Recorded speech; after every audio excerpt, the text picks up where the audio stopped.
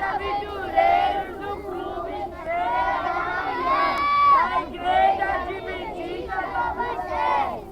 Hoje temos uma péssima notícia para dar. O homem está desmatando a bela natureza de Deus. É verdade, tudo é verdade. Olha esse parque. Olha que esse parque está todo acabado. Ei, gente, somos aventureiros. Cuidamos do meio ambiente. Somos amigos da natureza e dos animais. Que tal plantarmos uma árvore e começarmos a cuidarmos deste parque? Pega o negócio. Ai!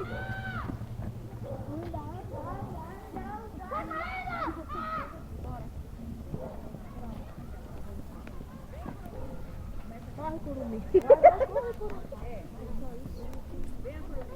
Tido! Grava aqui em cima que eles estão acabando de luz. Deixa eu sair de perto. Sou cavaí! Não, calma, dona! Sou cavaí, Mentira, tá ninguém deixa cavaí! Deixa cavaí! Agora abre para eu ver a planta. Abre! Sentido! Agora abre para eu ver a planta agora. Agora abre aí o espaço. Pronto. Coloca!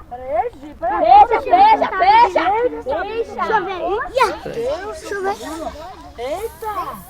Quer matar? Isso, agora fica todo mundo aí do lado da planta aí, vai do outro lado. Não bota a mão. Todo mundo pra lá agora, pra eu filmar todo mundo, bora. Aí, ó. Vai, Márcio, pra lá. Junta todo mundo aí ao outro lado. Não, assim não. Junta todo mundo do outro lado aí. Máximo, todo mundo pro lado de lá, pra lá. Pra lá, Máximo. Pra lá, todo mundo aí agora. Do outro lado. Pra lá, Máximo. Fica todo mundo aí ao redor aí. Ó, lá, Máximo, encoste lá. Agora pronto. Uma salva de palmas agora. Tchau, pronto.